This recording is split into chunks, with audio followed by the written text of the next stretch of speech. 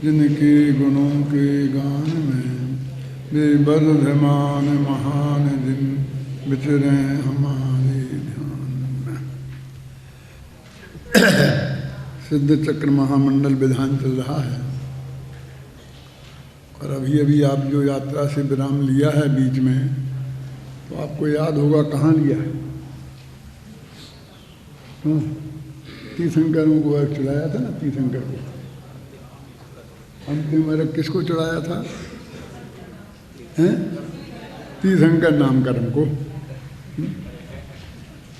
एक कर्मों की पूजा हो रही है कि कर्मों के नाश करने वालों की पूजा हो रही है। कि सिद्ध भगवान ने तो 8 ही कर्म नष्ट किए हैं और उसमें पूजन की पंक्ति में स्वयं ये आया था, निकाल के देना, कि तीर्थंकर के वैभव का जिसने नाश किया है। तीर्थंकर प्रकृति से प्राप्त होने वाले वैभव का जिसने नाश किया है, उनको सिद्ध भगवान को मैं नमस्कार करता हूँ। देखो, हम पढ़ रहे थे पंच कल्याणक 34 अतिशय राजही, खुश हो रहे थे। पंच कल्याणक, पंच कल्याणक, वो 34 अतिशय, एक एक नहीं, 34 अतिशय शोभित होते हैं। 8 प्रातिहार और समोषण की द्वितीय की तो बात ही क्या कहना। लेकिन क्या लगा, तीर्थंकर विधि विभव। ये तीर्थंकर नाम का विधि माने जो नाम कर्म है, उससे विभव जो वैभव प्राप्त हुआ था, उसका नाश करके जिनने अपना पद प्राप्त किया है। हे जगन्नाथ, तुमने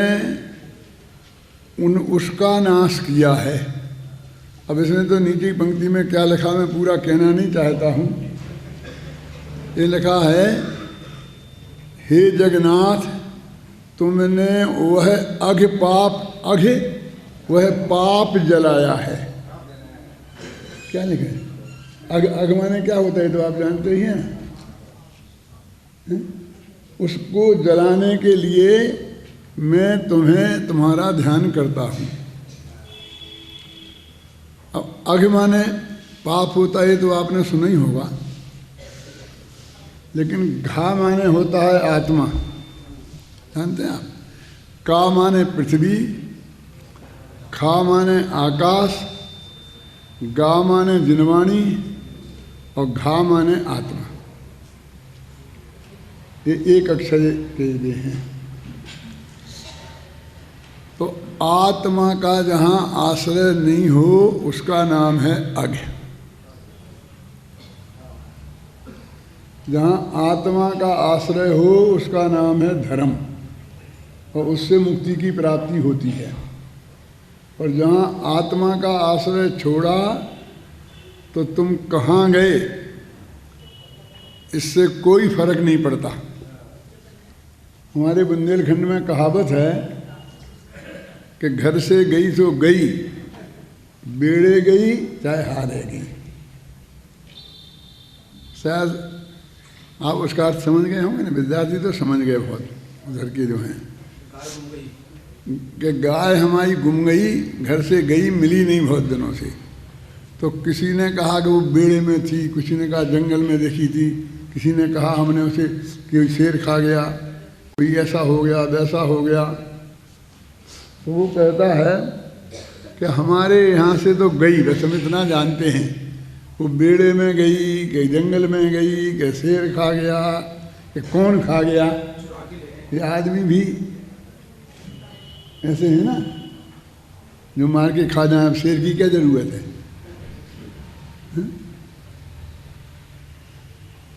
ऐसे ही वो कहते हैं कि आत्मा में से गया तो पाप ही पाप है। अब ये पुण्य पाप का भेद तुम्हें करना हो तो करो। कर्म बंध में कदाचित कर भी लो, लेकिन भाव में नहीं कर सकते। भाव में क्यों नहीं कर सकते? कि अपने तत्वासूत्र में एक सूत्र आता है, शुभा पुण्यस्य अशुभा पापस्य। कि शुभ भाव से पुण्य कर्म का बंध होता है और अशुभ भाव से पाप कर्म का बंध होता है।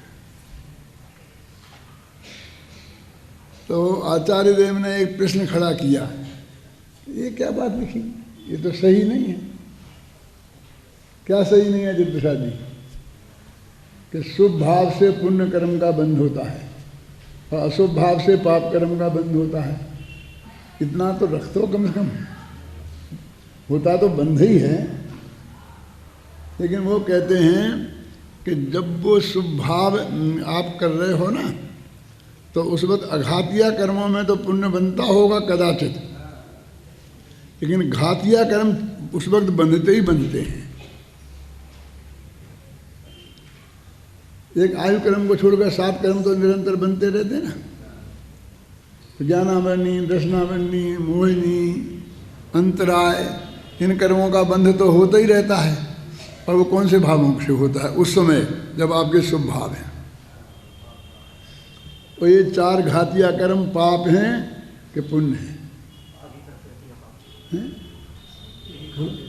अब आप देखिए, अभिनंदन जी ने आपको बताया था अब खतरनाक प्रकृतियां आ रही हैं, और खतरनाक का बाप निकल गया तो उनका ध्यान ही नहीं गया।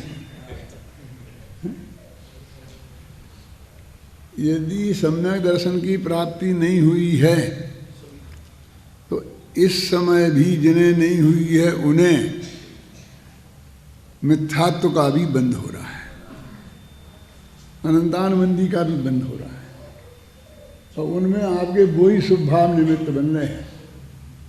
समझ लेना, आप समझ रहे हैं कि हम तीर्थ यात्रा को निकल गए हैं और स्थिति कहाँ खड़ी है। मेरी ख्याल नहीं बात मैं क्या कह रहा हूँ, क्योंकि घातिया का कर्म तो बनते ही हैं, अशुभ के काल में तो बनते ही हैं और शुभ के काल में भी बनते हैं। और घातिया कर्म में तो पुण्य का भेद ही नहीं है, पुण्य पाप का भेद तो अघातिया कर्मों में है। तो खुद ही आचार्य ने ऐसा प्रश्न खड़ा किया और फिर आचार्य ने उत्तर दिया कि यहाँ घातिया कर्मों की अपेक्षा मत गिनना। यहाँ जो हमने बात कही है वो सामान्य बात जो सारा जगत कहता है ना, शुभ से पुण्य बनता है और अशुभ से पाप बनता है, हमने वो बात कही है, ये बात नहीं कही। मैं तत्वासूत्र की टीका पर लिख रहा था, विचार कर रहा था गंभीरता से कि ये क्या लिखा है। शुभ पुण्य से अशुभ पाप से कौन से कर्म का बंध होता है, ये बराबर आप अभी गिन रहे हैं ना। तो उस वक्त इनने कितना क्लियर शब्दों में इसमें लिखा हुआ है। अभी जब आएंगे 1000 अर्घ आएगा ना, जब 973 है, कौन सा है 973वां अर्घ होगा, 989 जो समझ देखो उसमें है, उसमें भी एकदम स्पष्ट शब्दों में लिखा है कि तीर्थ के दया रहता है, हे भगवान अत्यंत निर्दयाय नमः अर्घम, क्योंकि ये दया भाव मोह कर्म के उदय से होता है। तो ये सिद्ध चक्र विधान बहुत परम अध्यात्म से भरा हुआ है। एक एक बात पर हम विचार करें तो, लेकिन बात ऐसी होती है ना कि ऊपर की 3 पंक्तियों पर हम ध्यान देते हैं तो उसमें इतने मगन हो जाते हैं विचार में कि चौथी पंक्ति का क्या अर्थ है उस पर हमें सोचने का मौका ही नहीं मिलता है। उसमें क्लियर लिखा ना अभी अपन ने जो पढ़ा था, इस प्रकृति में क्लियर लिखा अत्यंत शब्दों में।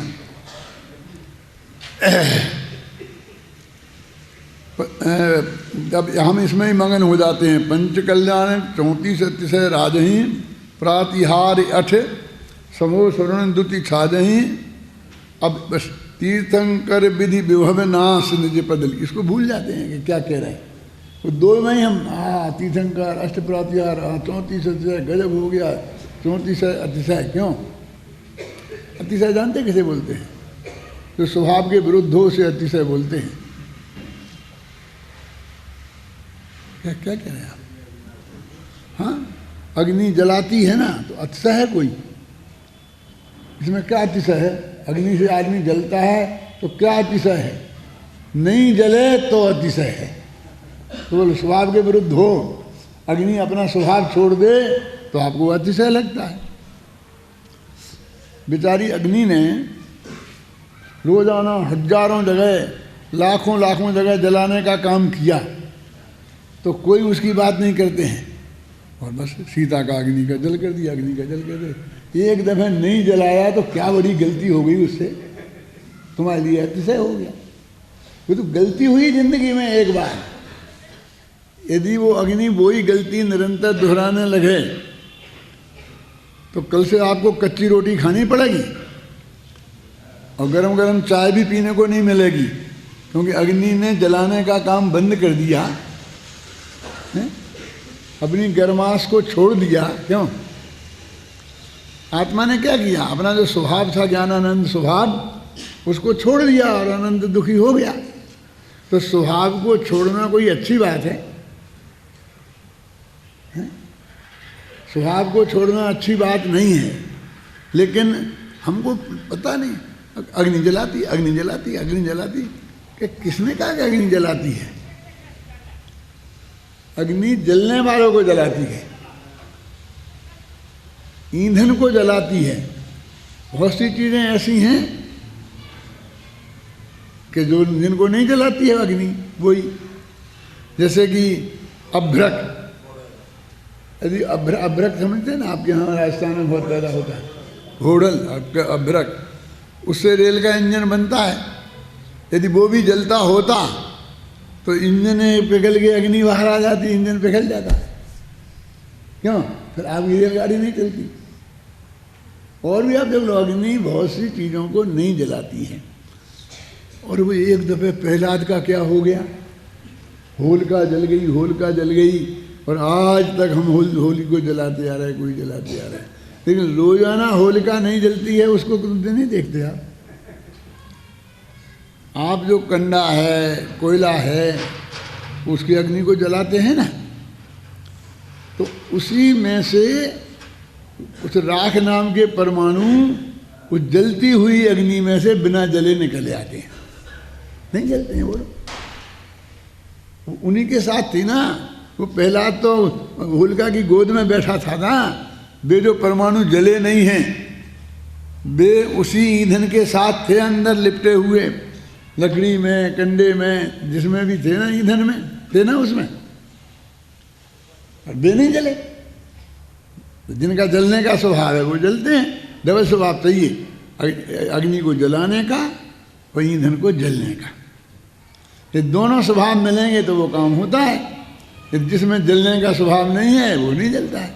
तो स्वभाव वो उस वस्तु को छोड़ दें, इसका मतलब धर्म नाश हो जाए। देखा, वस्तु स्वभावो धम्मो, वस्तु का स्वभाव धर्म है। समुद्र अपना मर्यादा छोड़ दे तो क्या हो जाएगा? पहले कभी कभी एक आध दफे कभी छोड़ता है तो कैसा हाहाकार मच जाता है कि नहीं मच जाता है? बोलिए आप। तो वस्तु का स्वभाव जो है जैन धर्म में तो धर्म है, उसको छोड़ने की बात कहाँ है? इस सृजक विधान में यदि आप बिल्कुल हिंदी में सरल में है, बेसी कठिन नहीं है, तो और आप यदि उसे थोड़ा ध्यान से ही देते जाएं उस पर, तो ये परम अध्यात्म इसमें भरा हुआ है। जो आज के चल गए ना नए नए, और वो कहते आध्यात्मिक हैं, आध्यात्मिक हैं, उनमें क्या अध्यात्म है? हम तो बहुत खोजने की कोशिश करते हैं। वहाँ अध्यात्म कहाँ है उनमें? क्षमा का चंदन, क्षमा का जल, क्षमा का जल, ये क्षमा शब्द बोलने से ये अध्यात्म हो जाता है?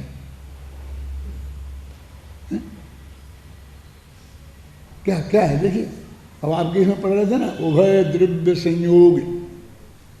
ये उभय द्रव्य संयोग क्या है? पूजन में पढ़ा था ना आदि आपने, ये 5वीं पूजन में है ना, अचरी अचरी है ना, पढ़ो पढ़ो, निकालो अपने। उभय द्रव्य संयोग, मैं सुन रहा था वहां से।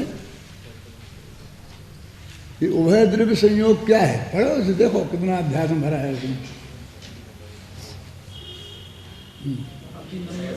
हाँ बोलो बोलो, अच्छा अच्छी तरह गा के बोलो ना, माइक दो ना, अच्छी तरह गा के बोलने दो। विनम्रता तिहु योग में निज भक्ति निर्मल भावहि, यह गुप्त जल प्रत्यक्ष निर्मल सलिल तीरथ लावहि, यह उभय द्रव्य संयोग त्रिभुवन पूज्य पूज रचावहि, द्वय अर्ध सत सठ अधिक नाम उचार विरद सुगावहि। कितना अध्यात्म है, कितनी उत्कृष्ट कोटि की कविता है, कितना उत्कृष्ट कोटि का अलंकार है। अब इसमें आया ना, यह उभय द्रव्य, ये दो पदार्थ लाया मैं, दो तरह का पानी लाया हूँ। अब कौन कौन से हैं दो तरह का पानी? एक तो गंगा नदी से भर के लाया हूँ, वो तो है ही लिखा है उसमें दूसरी पंक्ति में। अब पहली पंक्ति में पहला जल देखो, अति नम्रता तिहु योग में निज भक्ति निर्मल भावहि। तीनों मनोवचन काय में अत्यंत नम्रता है, हृदय में जो मेरे आपके प्रति अनंत भक्ति भरी हुई है, ये तो है अंतरंग का जल। और गंगा नदी से लाया हुआ जो पवित्र है वो बाहर का जल है। और ऐसा ये दो जल को मिलाकर मैं तुम्हारी पूजा करता हूँ। अब पढ़ो द्वारा ध्यान से। अति नम्रता तिहु योग में निज भक्ति निर्मल भावहि, यह गुप्त जल प्रत्यक्ष निर्मल सलिल तीरथ लावहि, यह उभय द्रव्य संयोग त्रिभुवन पूज्य पूज रचावहि, द्वय अर्ध सत सठ अधिक नाम उचार विरद सुगावहि। अब ये अचरी है ना, तो आठों छंदों के साथ बोली गई है। तो आठों छंदों में दो दो द्रव्य खोजो। अब दो प्रकार का चंदन, दो प्रकार का अक्षत, दो प्रकार के पुष्प, दो प्रकार का नैवेद्य, दो प्रकार का दीप, दो प्रकार का धूप, दो प्रकार के फल, दो प्रकार का अर्घ। पढ़ो, दो तीन छंद पढ़ो, क्या है दिक्कत है? अतिवास विषय न वासनायुक्त मलय शील स्वभावहि, अरु चंदनादि सुगंध द्रव्य मनोग प्रासुक लावहि, यह उभय द्रव्य संयोग त्रिभुवन पूज्य पूज रचावहि, द्वय अर्ध सत सठ अधिक नाम उचार विरद सुगावहि। इसमें आगे दो प्रकार का चंदन आ गया ना, एक अंदर की शीतलता, एक बाहर का चंदन है ना, आत्मा का जो शीतल स्वभाव है ना वो। अब ऐसा अक्षत का पढ़ो। परिणाम धवल सुवर्ण अक्षत मलिन मन न लगावहि, तिस सार अक्षय अक्षय स्वच्छ सुवास कुंज वनावहि, यह उभय द्रव्य संयोग त्रिभुवन पूज्य पूज रचावहि, द्वय अर्ध सठ सठ अधिक नाम उचार विरद सुगावहि। अब आठों पढ़ेंगे तो आठों में आपको समझ में आ जाएगा, थोड़ा उपयोग लगाने की बात है। अब मैं कहता हूँ कि इतनी पूजने आज तक आपने पढ़ी होंगी, बढ़िया से बढ़िया, नई और पुरानी सब, हमारी और तुम्हारी सबकी। उनमें ऐसे छंद निकाल के बताओ मुझे। दो प्रकार का जल, दो प्रकार का चंदन, हाँ, दो प्रकार के अक्षत, हाँ, दो प्रकार के पुष्प, दो प्रकार के देवी। तो दोनों प्रकार निकालो उसमें, और नहीं निकले तो मेरे पास आना मैं निकाल के बताऊंगा। मेरे मतलब कितनी उत्कृष्ट कोटि की कविता है, उत्कृष्ट कोटि का छंद है, उत्कृष्ट कोटि के अलंकार है, और उसको आध्यात्मिक परम आध्यात्मिक भाव है। हर एक में अध्यात्म, एक अपने आध्यात्म का भाव निर्मल जल, और एक ये जो सामने जल है उसकी बात भी है। ये दोनों जलों की बात है। ऐसे कई छंद हैं, एक नहीं अनेक छंद हैं। वो मेरी सारी किताब है, शायद उसमें मैंने ऐसे कई छंदों को निकाल करके और उनके अर्थ समझाए हैं। यदि उसका भी आप स्वाध्याय करेंगे ये चीज़ भी उसमें मिलेगी जो मैं अभी आपको बता रहा हूँ। इतनी छप गई, इतनी पढ़ ली, आप लोगों ने भी आपके पास घर पे पहुंचा दी, आपको दे दी, लेकिन अभी कहाँ फुर्सत है। अभी आज ये 5 घंटे निकाल लिए, एक कम है। ये तो मैंने कहा था, मैं तो शाम को प्रवचन करना चाहता था। हैं मैंने कहा नहीं, आप तो प्रवचन उसके बीच में ही करना पड़ेगा, नहीं तो शाम को कौन आता। सुबह की चिड़िया उड़ गई, क्यों हीरा बाबू? यदि मैं शाम को करता तो तुम आते कि नहीं आते? हाँ, अभी निकालो अपन जो अपना पढ़ रहे थे ना, कौन सा समय सार का चल रहा है ना अपना, पेज नंबर इसका 347,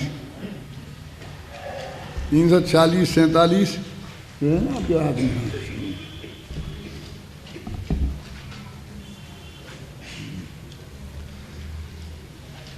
दो दोहे हैं और उसका संस्कृत का है। पढ़ो संस्कृत का, पढ़ो शांति जी। हाँ चलो।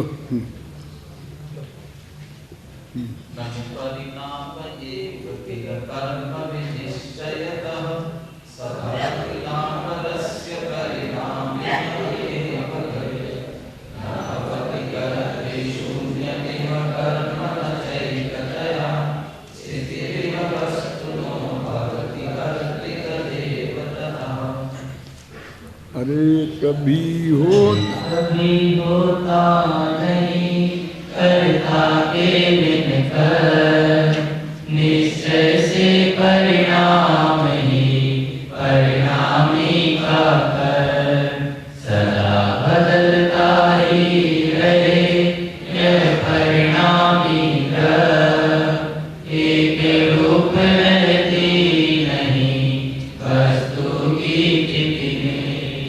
देखो कितना मार्मिक बात की। 4 सत्य इसमें आप 4 पंक्तियों में आपको दिख रहे हैं।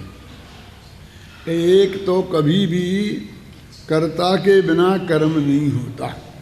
यदि कोई कर्म माने ज्ञाना वर्णादि नहीं, जो अभी 148 प्रकृतियाँ चल रही बे नहीं, कर्म माने कार्य। दुनिया में कोई भी काम उसके करने वाले के बिना नहीं होता। काम बोलते हैं पर्याय को। पर्याय मन जो नया पैदा होता है उसे बोलते हैं काम। जो अनादि का है उसे कोई काम नहीं बोलता है, ख्याल में ना। जो नया नया होता है उसे काम बोलते हैं, कर्म। वो कौन? कर्ता, कर्म, करण, संप्रदान, अपादान वाला कर्म है। तो कहते हैं जैसे कर्ता के बिना कर्म नहीं होता है, एक तो नियम ये समझ लेना कि यदि वो पर्याय है तो उसका कोई ना कोई कर्ता अवश्य होगा।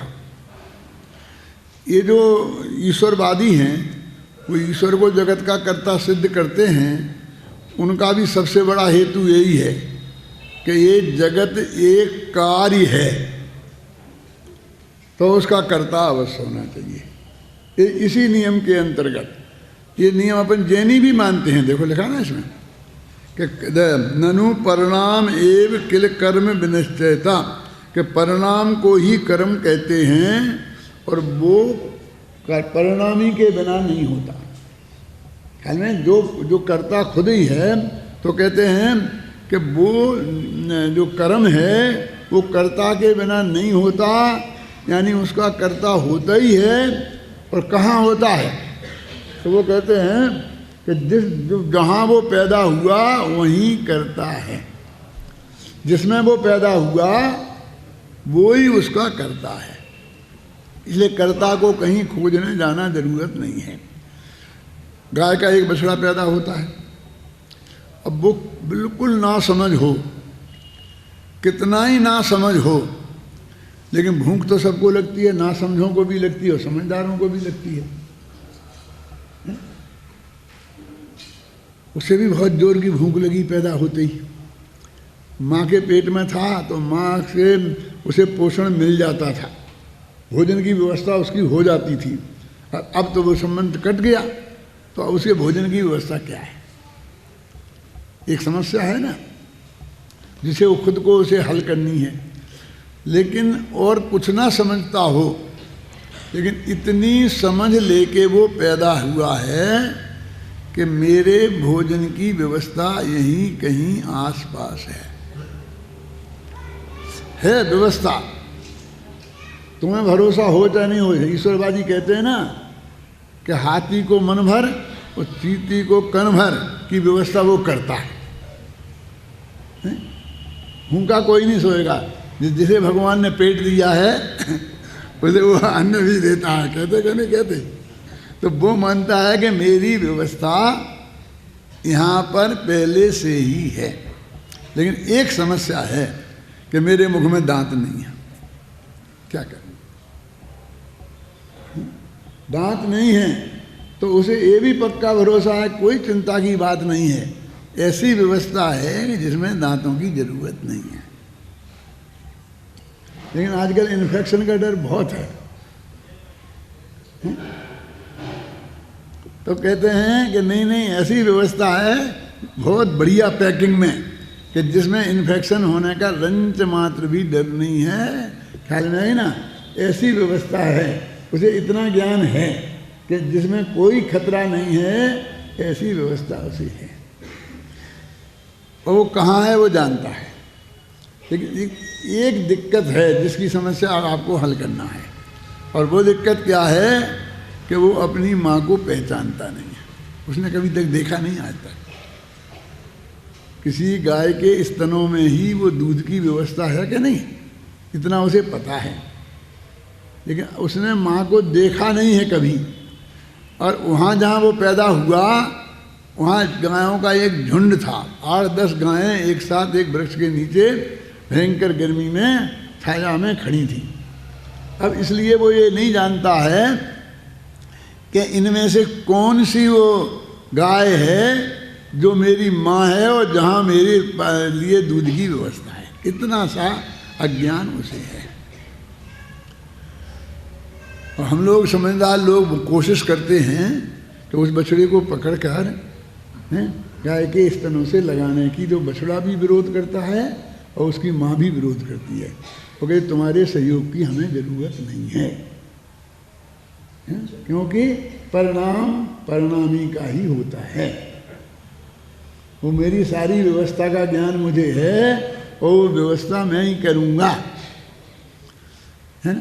तो वो बछड़ा कोशिश करके, वो 4 पैर होते हैं ना गाय के, तो उसे ऐसा अंदाजा है कि 2 डंडे ऐसे खड़े होते हैं, उनके बीच में होता ही कोई व्यवस्था। तो आगे के दोनों पैरों के बीच में जो वो झालर सी लगी होती है ना इधर, तो उधर मुँह मारने लगता है।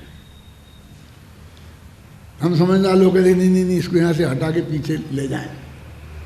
लेकिन फिर हटाने की कोशिश करो तो बछड़ा भी विरोध करता है और गाय भी विरोध करती है।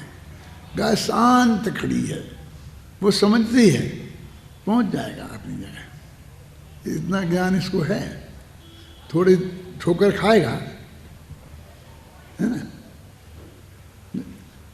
इसलिए वो सहयोग करने वाले को भी सहयोग नहीं करने देती और खुद भी सहयोग नहीं करती है?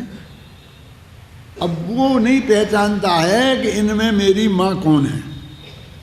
वो माँ शब्द भी नहीं जानता हो, लेकिन उस भाव से परिचित है।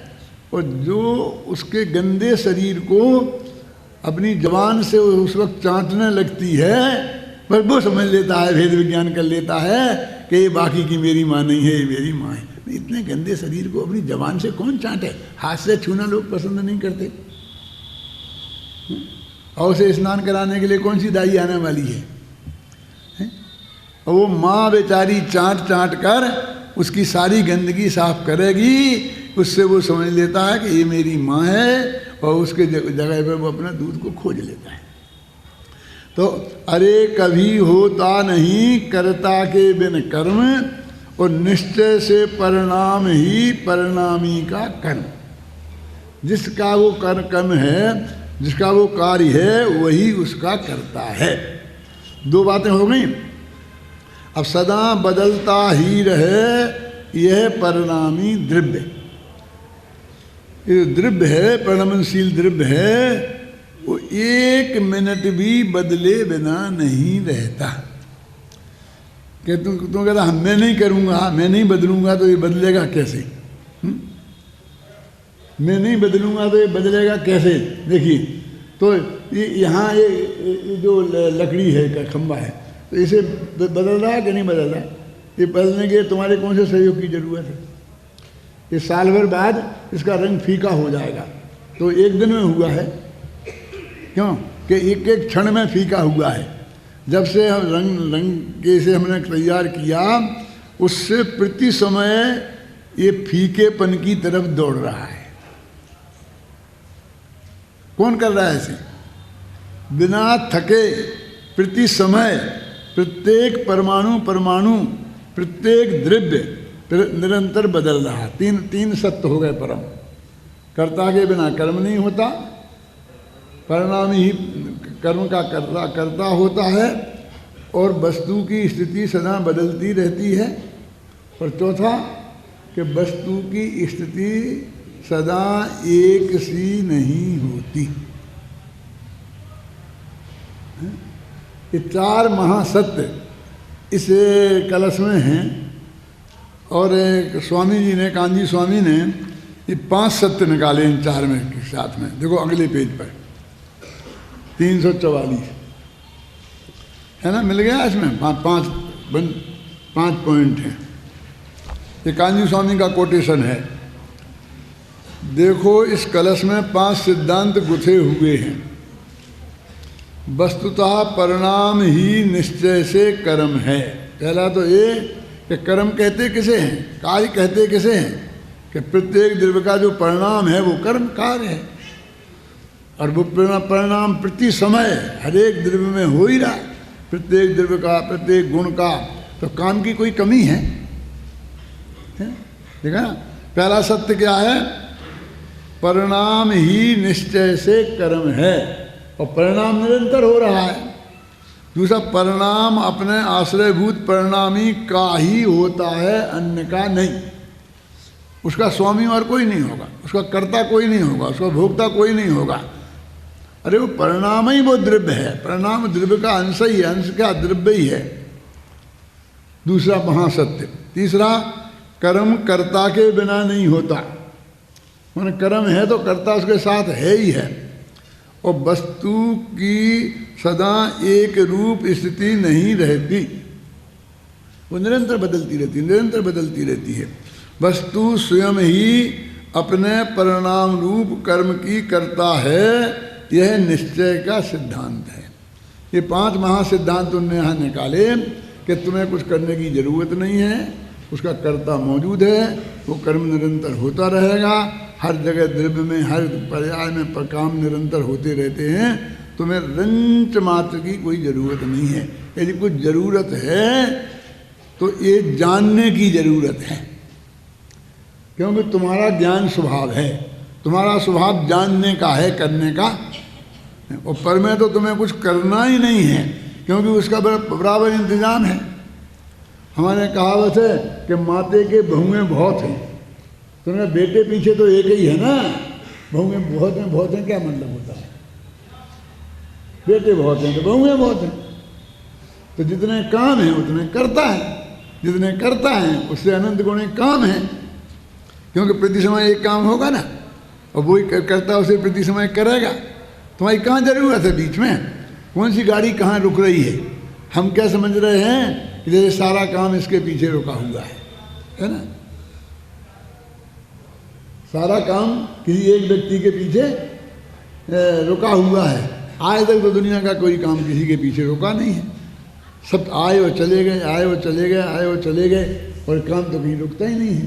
तो ये जो परम सत्य, खेमचंद भाई इस पर व्याख्यान करते थे तो 8-8 दिन चलाते थे इन 4-5 सूत्रों को। भाई यही कि वस्तु की स्थिति सदा एक सी नहीं रहती। ऐसे उदाहरण सुनाते थे कि वो एक नट था, नटी थी, हैं, वो ऐसा कर रही थी, ऐसे कहानी सुनाते थे। तो बस वो वस्तु की स्थिति सदा एक सी नहीं रहती। तो वहाँ कोई आदमी ऐसा बैठा था जिसके बुरे दिन चल रहे थे, तो उसे आश्वस्त हो जाता था कि मेरे भी दिन बदलेंगे। स्थिति एक सी नहीं रहती, वस्तु पलटती है। कोई अपने सुख में मगन था, बहुत अनुकूलता थी उसे, तो उससे कहते चेत जा, ऐसी अनुकूलता सदा बनी रहेगी, ये संभव नहीं है। माने उस एक वाक्य में कि वस्तु की स्थिति सदा एक सी नहीं रहती, वो अपने आप पलटती है, उसका कर्ता वो स्वयं द्रव्य है। तो जिसके बुरे दिन हैं उसके लिए भी आश्वासन, और जिसके अच्छे दिन चल रहे हैं उसके लिए भी चेतावनी। अपने कहते हैं ना कि एक आदमी मर रहा है, हैं क्यों? तो कहते नहीं एक दिन सबको मरना है, ये निष्कर्ष निकालते कि नहीं निकालते? एक बुजुर्ग आदमी 80-90 वर्ष का, पुराने ज़माने का, आजकल नहीं, आजकल तो आदमी ऐसा सीधा रहता है, पुराने ऐसा हो जाता था बिल्कुल धनुष जैसा, मुड़ जाते थे, है ना? आपने देखी होगी पहले कुछ बुजुर्गों को, तो ऐसा लाठी लेकर के और ऐसा चलता था, तो उसकी कमर ऐसी धनुष जैसी हो गई थी और लाठी जैसे धनुष की प्रपंचा।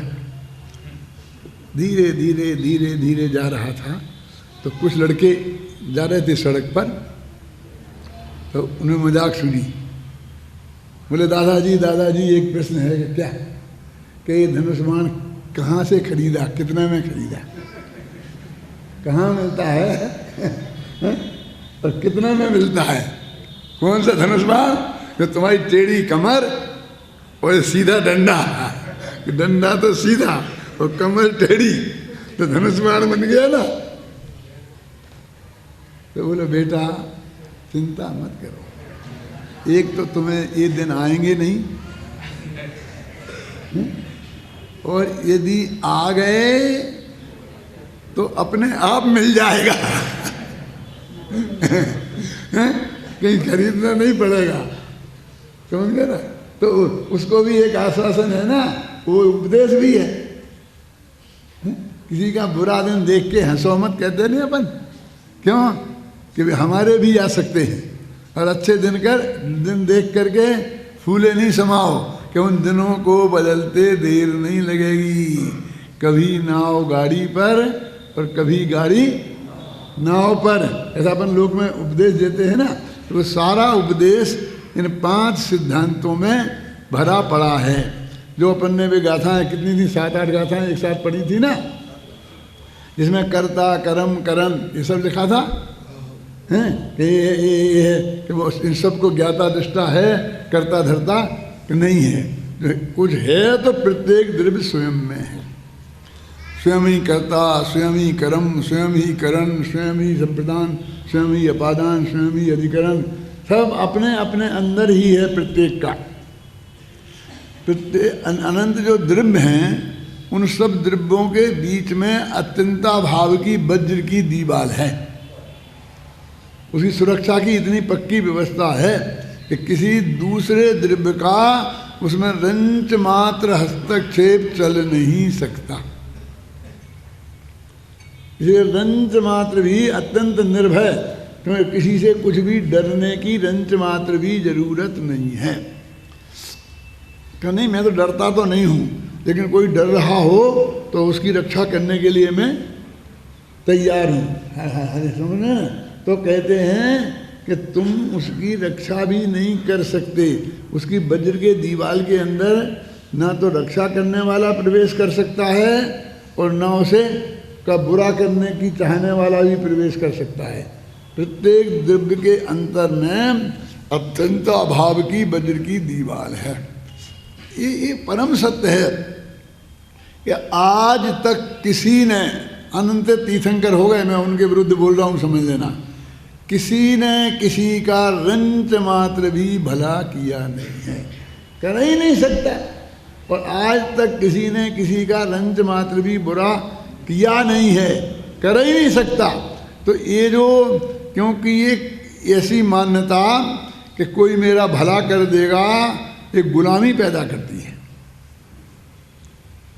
और कोई मेरा बुरा कर देगा ये अनंत भय पैदा करती है। ये दोनों सही नहीं है, सही भी नहीं है और अच्छी भी नहीं है।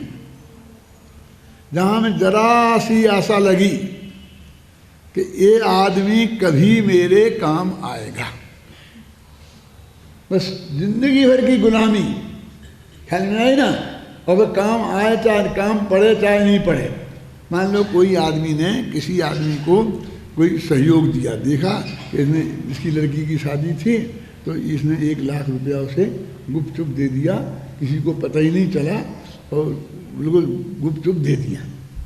अब आपको पता चल गया, दुर्भाग्य से।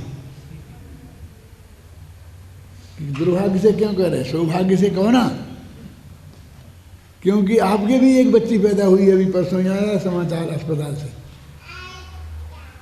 अब वो एक तो सौभाग्य की, अभी चिंता करने की जरूरत नहीं है, ऐसे लोग हैं जगत में क्या कि जब ये शादी के लायक होगी और एक तो मेरे पास ही हो जाएगा और नहीं होगा तो कोई ना कोई देगा। क्यों, ये निश्चिंता ही भी लाई और गुलामी भी पैदा कर दी। क्या अब जब भी उसके कोई प्रकरण आया तो उसने उसकी अनुकूलता बरती, जो काम बताया उसने मना नहीं किया। क्या किस दिन की आशा से कि जब मेरी बेटी शादी के लायक होगी तो ये सहयोग कर दी। उसने कभी कहा नहीं आपको कि मैं कर दूंगा, ख्याल में आई ना, बस उसे आपने देख लिया। जब उसका भाव आ गया होगा, क्या पता कौन था लेने वाला कौन था देने वाला, कैसे दिए थे, उसके कर्जे जमा थे क्या, उसके पैसे ही जमा थे क्या, बेई पैसा वापस दे हैं कि क्या हुआ, कुछ पता नहीं आपको, सिर्फ आपने देख लिया था और आपके अंदर गुलामी पैदा हो गई। अब वो समय आया, अब आप भी सोचते रहे हाँ अब देगा अब देगा अब देगा अब देगा। जब नहीं दिया तो फिर आगे मांगे तो मांगे तो भाई मेरे पास तो नहीं, नहीं आप तो हमेशा देते, हर एक को देते, ऐसा करते ऐसा करते ऐसा करते। नहीं मैंने कभी किसी को कुछ दिया ही नहीं, मैंने देते देखा है। अरे भाई तुम्हें कोई भ्रम हुआ है, मैंने और कोई होगा, नहीं मैंने देखा है। किसको के फला आदमी को ऐसे, अरे उसका पैसा मेरे पास रखा था, बहुत दिनों से मांग रहा था, तो मैं तो दे नहीं पा रहा था, हाँ किसी को उस दिन दे दी। अरे मेरे कहने का मतलब कितने दिनों की गुलामी। ऐसे ही बिल्कुल झूठी आशा माने किसी ने हमको आश्वासन दिया नहीं है, वस्तु के स्वरूप ने भी नहीं दिया, सर्वज्ञ परमात्मा ने भी नहीं दिया, गंधर्व देव ने भी नहीं दिया, आचार्य भगवंतों ने भी नहीं दिया। और बस हम जबरदस्ती कल्पना लोग में वो चढ़ गए कि ये ऐसा करेगा, ये ऐसा करेगा, मैं इसका ये करूँगा, और उसे डरने लग गए, ये मुझे मार देगा, बस खत्म। मैंने उसे जान से मारते देखा है, बस खत्म। अरे तेरे पास आँखें ही नहीं हैं कि मैंने गोली चलाई, उसे लगी और वो मर गया। कि तेरे चमड़े की आंखों से देखने से काम नहीं चलता है, उसकी तो आयु कर्म ही खत्म हो गई थी, लेकिन उसकी गोली से मरा कि उसका वो भाग्य ही ऐसा था कि उसकी गोली से मरना था।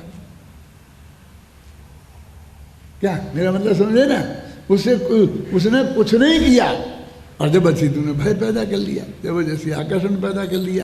तो ये जो कलश है, ये 5 जो महासत्य हैं, ये जो सिद्धांत जो है ना, ये लिखा नहीं कि देखो भाई यह सिद्धांत अहम करोमी के कर्तृत्व का मूल से ही नाश कर देता है। मैं दूसरे का भला करता हूँ, मैं दूसरे का बुरा करता हूँ, ऐसी जो तेरी मान्यता है इसका नाश करने वाला महासिद्धांत है। और ऐसे में लोगों को क्या लगता कि देखो पूरी बातें उपदेश दे रहे, हमें तो पैसे की ज़रूरत है, हमें तो सहयोग की ज़रूरत है, और ये हमें उपदेश दे रहे। देखो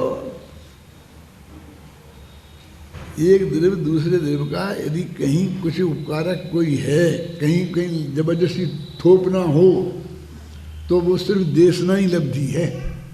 क्योंकि तीर्थंकर भगवान ने आज तक किसी की बेटी की शादी नहीं कराई, बेटे की शादी नहीं कराई, किसी को पढ़ाया लिखाया नहीं, किसी को स्कॉलरशिप नहीं दी, कुछ नहीं किया तो एक समोसा में बैठ के उपदेश दिया। देखो और समदर्शन प्राप्त करना हो तो करण लब्धि तो अपने स्वयं के परिणामों का नाम है, और एक देशना लब्धि होती है बस। और बताओ कोई तीसरी कोई चीज होती हो? यदि एक के और दूसरे का कोई संबंध आपस में जुड़ता है तो सिर्फ देशना लब्धि का जुड़ सकता है, अब कोई प्रवचन करने वाले की बात नहीं है ये तो आपस में नहीं करते ना, आप अपने नहीं समझाते, जब कोई आदमी को कोई संकट पड़ा होता है, घबरा रहा होता है, तो आप अपने उसे समझाते हैं, वो आपको समझाता है, परस्पर में भी समझाते हैं कि नहीं? वे भी कोई परोपकार नहीं करते हैं। एक उपदेश, मतलब तीर्थंकर भगवान भी इसके अलावा और कुछ नहीं करते हैं। बताओ, अपने यहाँ शास्त्र में कहीं भी आया हो तो उनने कुछ किया? जब सिद्धशिला में भगवान विराजमान हैं, अभी किसका क्या करने वाले हैं? अपन ने तो पहले दिन पढ़ा था, बालबोध पाठमाला पढ़ी थी ना, कि सिद्ध भगवान किसे कहते हैं? जिनकी आप पूजन कर रहे हो। क्या कि जो एक बार मोक्ष में चले गए, फिर लौट के संसार में कभी नहीं आते। कितना ही जरूरी काम हो, कितनी बड़ी आवश्यकता हो, है कि नहीं आते?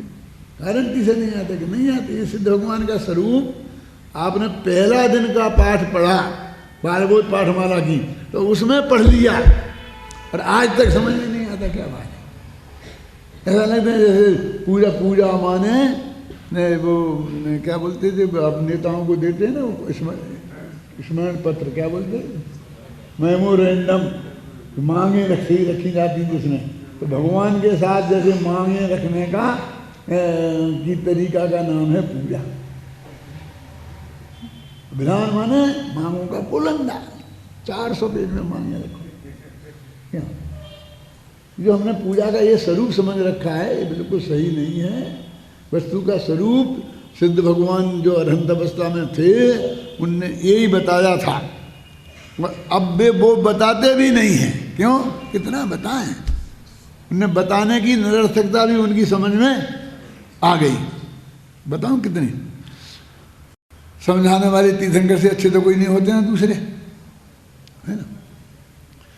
तो अधिक से अधिक 170 तीर्थंकर एक साथ हो सकते हैं, और कम से कम 20 तो रहते ही हैं।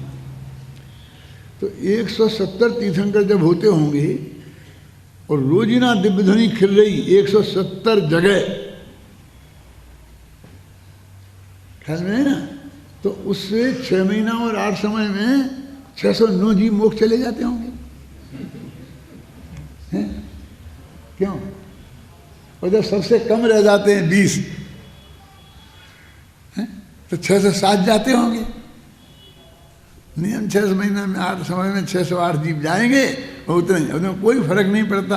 तो इससे अपने आप आपकी बात में समझ आ गई ना, समझ में कि उसका कोई नहीं है कि ज़्यादा धर्म प्रचार हो जाएगा, कम हो जाएगा, ऐसे हो जाएगा, ये हो जाएगा, वो हो जाएगा, अनर्थ हो जाएगा, और अपन कोशिश करें तो अपन बचा लें। कौन बचाए, कौन जाए, कहाँ जाने वाला है? वस्तु का स्वरूप में कहीं कोई अंतर आने वाला नहीं है। एक कलश है, देखो पढ़ो अभी, हम जरा हिंदी का पढ़ के सुनाओ भैया। हाँ, पढ़ो पढ़ो अच्छी तरह से।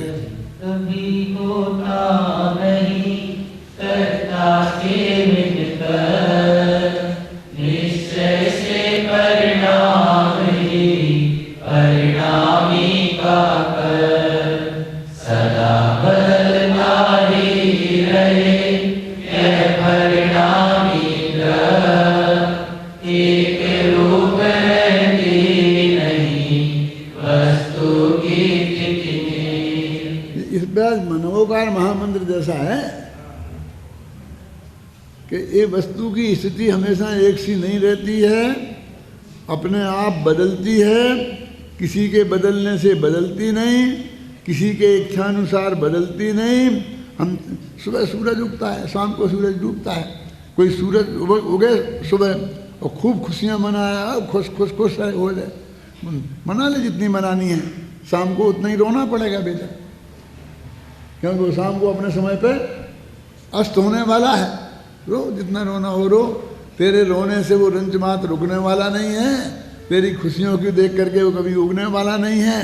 वो तो बराबर अपनी गति से रोजीना बदल जाता है, समय बदल जाता है कि नहीं? कल सूरज जितने बजे होगा था आज नहीं होगा, आज कल होगा न, कल नहीं उगेगा, नक्की कुछ है ही नहीं। अरे देखो पंचांग में नक्की है 365 दिन कि कब कितने उगेगा, वो सब लिखा है अखबार में, रोजीना सुबह आ जाता है। और हमारे पास एक ऐसा चार्ट है कि यहाँ जयपुर में किस दिन कितने बजे सूरज उगेगा और कितने बजे अस्त हो जाएगा।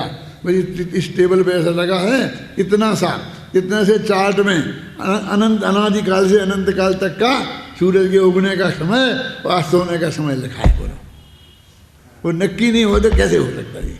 ये चार्ट कैसे बन सकता है? वो बात नक्की है, दुनिया की कोई ताकत बदल सकती है। अपने यहाँ नहीं है व्यवस्था, लेकिन अन्य धर्मों में है। वो जो है ना, सूरज डूब रहा था और अर्जुन के मर जाएगा, तो श्री कृष्ण भगवान ने रोक दिया था कि जब तक वो नहीं मार पाएगा दैत्य को तब तक नहीं डूबेगा। अपने यहाँ नहीं है वो व्यवस्था, क्या करें? अब अपने भगवान परेशान क्या करें? तो उन्होंने एक तरकीब लगाई कि 1 घंटे पहले से बादल ले आओ और अंधेरा कर दो। क्यों? कि जिससे फिर उन्हें ऐसे भ्रम हो जाए दैत्य को कि सूरज डूब गया है और वो बाहर निकल आए, तो फटाफट बादल को हटा दो और उसे मार दे। वो क्यों? अरे पागल हो गए हो? ऐसे बादल इसके हाथ में है, सूरज इसके हाथ में नहीं है उगाना और रोकना, तो बादल कहीं के कहीं लाना इसके हाथ में है। इतने तो बादलों को दौड़ाया तुमने यहाँ से यहाँ, इसे तो सूरज को ही रोक देते। जब एक तरफ दूसरे तरफ का कुछ कर ही नहीं सकता है, तो हम किसी न किसी तरकीब लगा करके वो जो मिथ्यात्व से मुझसे से छूटे थे और उसी मिथ्यात्व में हमको जाके पटक देते हैं। ये पंडित लोग बैठे ना, ये समझाएंगे अभी आपको, पहले से इंतजाम कर देता हूँ मैं कि नहीं वो भगवान तो कुछ नहीं करते हैं, लेकिन उनके भगत देवता लोग आगे करते हैं। फिर मैं इसमें समझाऊंगा कि देवता भी नहीं करते हैं, तो तीसरे दिन बताएंगे नहीं देवता तो नहीं करते हैं, अपने पुण्य का उदय हो जाए तो ऐसा हो ही जाता है। लेकिन नहीं मैं तीसरे दिन ये समझाऊंगा कि उससे भी नहीं होता है, होना है जो बिल्कुल अनंत काल पहले से नक्की है और वो ही होता है। मत मानना इनकी माने कोई ये अकेले स्मारक की बात है, स्मारक में तो होता ही नहीं है ऐसा, कोई कहेगा ही नहीं, लेकिन सारे देश में अष्टांगिका में हो रहा है। हैं? कितने गीत गाए जा रहे हैं, सिद्धक विधान से श्रीपाल का कोढ़ हो गया था, उसका दूर हो गया था, इतना हो गया था, इसका हो गया था, एक का ठीक होने वाला नहीं है, गारंटी की बात में मैं गारंटी कर रहा हूँ कि हुआ था कि नहीं हुआ होगा। मैं उसमें झगड़ा में नहीं पड़ता, क्योंकि मुझे शास्त्र से नहीं लड़ना है, वो हुआ होगा। लेकिन एक उदाहरण से कब तक काम चलाओगे? कौन से भगवान के समय का उदाहरण है वो कैलाश जी? नमीनाथ भगवान के, नमीनाथ भगवान के समय की घटना है। अब उसके 3 तीर्थंकर हो गए और हो गए, और उसके बाद का एक आध उदाहरण पकड़ के लाओ ना। एक इतने पुराने से काम चलाओगे? उसका हो गया था, उसका हो गया था, उसका हो गया था, उसका हो गया था। इस सिद्धों की पूजन में देखो तो क्या लिखा है, एक जगह भी एक पंक्ति में ये नहीं लिखा। फिर भी यहाँ पंडितों को कमी लगी तो उन्होंने अंत में एक भजन बना करके इसके अंत में छाप दिया।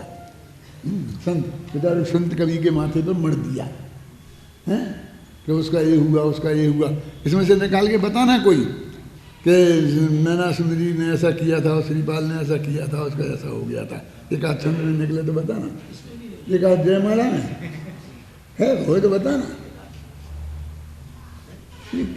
बेचारे इतने छंद लिखे संत कवि, तो एक इतना सा छंद नहीं लिखे, तेरे लिए छोड़ देते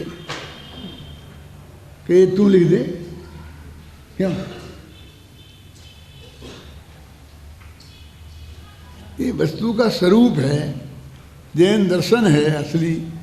अभी अगली जो गाथा आने वाली हैं वो शेटका वाली गाथाएँ कहलाती हैं, वो कलई वाली है। कलई से दिवाली निकली, पता ही होगी कल से। और उसके जो पहले 3 कलश हैं, वो 3 कलश उसकी उत्थानका के कलश हैं, तो वो कलश अपन कल ही पढ़ेंगे।